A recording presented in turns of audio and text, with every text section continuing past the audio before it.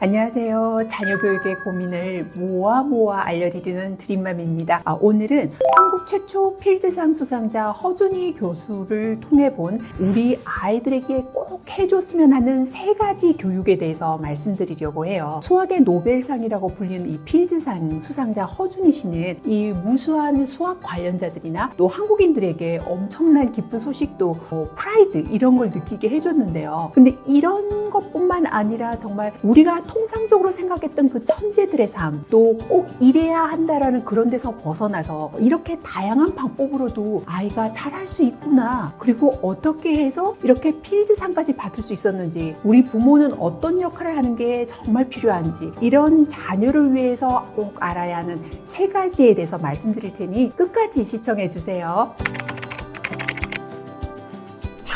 사실요, 다른 성공담은 굉장히 괴리감을 느낄 수 있는데 허 교수의 스토리는 우리 부모님들에게 굉장한 위로가 되는, 그러니까 엄친딸이 아니어도, 그리고 그 루트가 좀 다르더라도 우리가 고민하고 괴로워하는 그런 방향으로도 아이가 성공할 수 있구나, 심지어 우리나라 최초로 필즈상을 받을 수도 있는 거구나, 희망을 갖게 되는 이야기여서 여러분에게 말씀드리려고 해요. 사실 저희도 키우면서 다른 어머니들도 그러셨겠지만 이런 고민들 한 번쯤 다들 하시는데 어찌나 주변에서는 엄친딸이 많은지 이렇게 감히 말을 할 수가 없는 분위기였거든요. 그런데 여기에서 위로를 받는 것 중에 제일 먼저는 학창 시절에 수학을 잘 못했다는 거죠. 수학 빼고 다 잘했다고도 하고, 수학을 어느 정도 재능이 있다는 걸 발견했을 때는 이미 너무 늦어서 과학고를 갈 수는 없었다고 해요. 뒤늦게 개발을 하게 되더라도 이렇게 훌륭한 필즈상을 받을 수 있는 거구나, 아니면 꼭 필즈상이 아니어도 우리 아이가 생각하는 어떤 재능을 발견해서 아이가 뭐가 될 수 있는 거구나 라는 희망을 가질 수 있는 거였고요. 두 번째로는 그 많은 박사 과정을 지원하는 데 있어서 10군데를 지원했는데 다 떨어졌어. 그리고 딱 한 군데 일리노이드에 합격했다고 하는데요. 보통 지인들이나 주변 분들 보면 잘하시는 분들은 10개 지원하면 10개 다 됐어. 그리고 장학금도 엄청 받았어. 이런 얘기를 들으면서 자괴감이 들고, 옆집 아이 또 엄친딸이 너무 많다, 우리는 왜 이렇지, 이런 생각을 하게 될 때가 많잖아요. 그런데 이 허 교수는 모든 곳에 다 떨어졌다는 게 정말 놀라웠고, 한 군데에서 받아준 것도 그것도 자신의 실력이 아니라 그 교수님이, 추천하신 교수님이 워낙 유명한 같은 필즈상을 수상하신 분이었기 때문에 합격했다라는 이런 얘기를 들었을 때 굉장히 여러분에게 힘이 될 거라고 생각이 들었고요. 3번째로는 일반 정상적으로 굉장히 엘리트 코스 이런 게 아니라 고등학교 때 시인이 되겠다고 자퇴를 하고 검정고시를 보고 재수도 하고 그렇게 해서 들어간 서울대 물리학과가 거기에서도 너무 어렵고 힘들어서 학점이 D와 F를 받고서 굉장히 절망하고 4년 다니는 대학을 6년씩 다니면서 굉장히 힘들어했다는 학생이라는 게 더더욱이 놀라웠는데요. 천재성을 가지고 있다고 하더라도, 아니면은 또 항상 엘리트 코스로 간다고 해도 될까 말까 정말 불가능할 것 같은 그 상이, 학부 때에는 전공이 수학이 아니었고 물리학과였다는 것도 놀랍고, 수학을 석사 때부터 하게 됐다는 것도 참, 그런 늦게 시작한 부분인데도 필즈상을 받았다.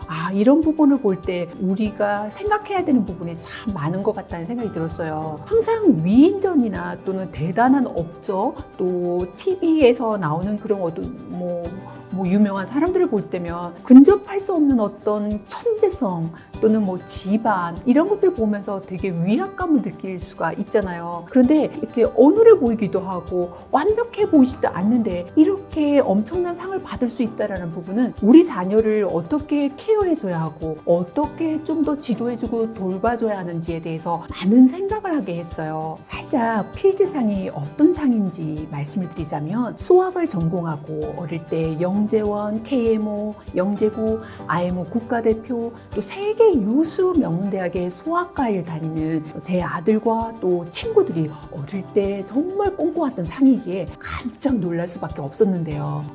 그런데 이 상에 대한 의미 부여보다는 이런 루트로도 성공할 수 있구나, 꿈을 이룰 수 있구나라는 부분, 그리고 이런 식으로 방황하거나 힘들어했던 제 아들과 또 주변 사람들에 대한 부분을 말씀을 드리면서 아이의 양육의 3가지를 포인트를 잡아서 말씀을 드리려고 해요.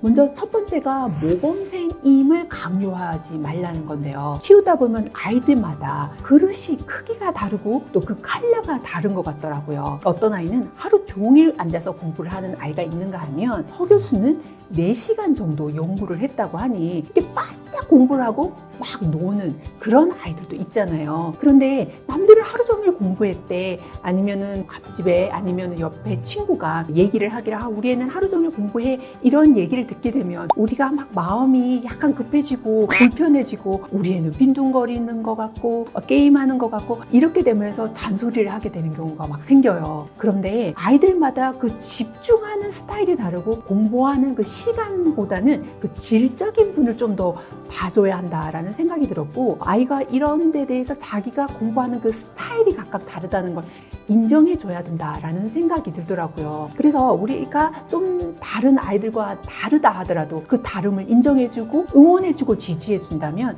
이 아이가 길을 반드시 자기가 잘하는 부분으로 갈 수 있다라는 생각이 들면서, 여러분이 모범 답안이 있는 것이 아니니 모범생으로 꼭 키워야겠다, 내 생각에서 또는 엄친아 엄친딸 기준으로 이렇게 키워야지라는 생각은 버려야 한다는 부분에 대해서 말씀드리고 싶어요.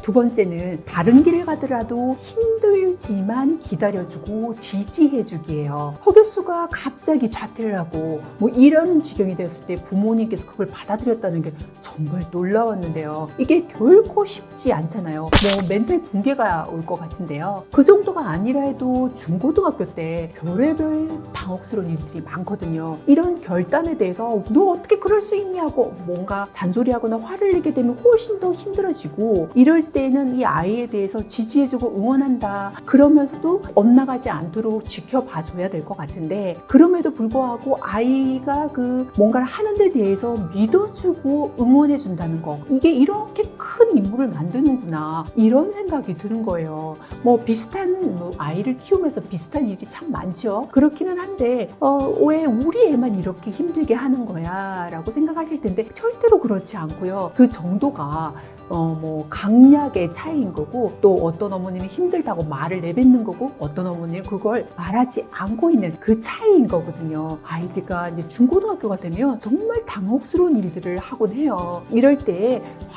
허 교수의 부모님들이 이렇게 키웠구나, 이걸 한 번 더 생각하고, 저도 중고등학교 때 정말 저만 겪었을 것 같았던 굉장히 힘든 부분이 다른 어머니들도 나중에 키우고 나서 다들 그렇게 말씀하시더라고요. 그러니까 뭐 겉으로 볼 때 엄친아 같고 엄친딸 같지만 부모님들의 그 노력으로 인해서 또 아이를 믿어주고 지지해줌으로써 그 아이가 그만큼 성장했다는 걸 보고, 여러분이 어떤 아이가 결정하는 부분에 대해서 응원해주고 지지해주면서 우리도 좋은 부모가 되도록 해봐요.